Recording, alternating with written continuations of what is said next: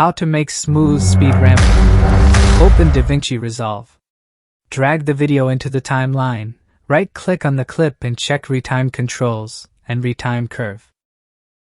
Move the playhead to where you want the effect to start, then click on this drop-down and add speed point. Move the playhead to where you want the effect to end, click on the drop-down again and add speed point.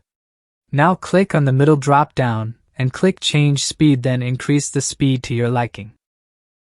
You can cover more clip by moving the tail of the speed point and increase or decrease the speed using the head of the speed point. Click on this drop-down and uncheck Retime Frame and check Retime Speed.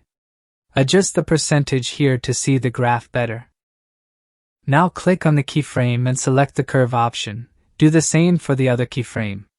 This will make the transition smooth. Also, you can adjust the level of smooth by extending this segment.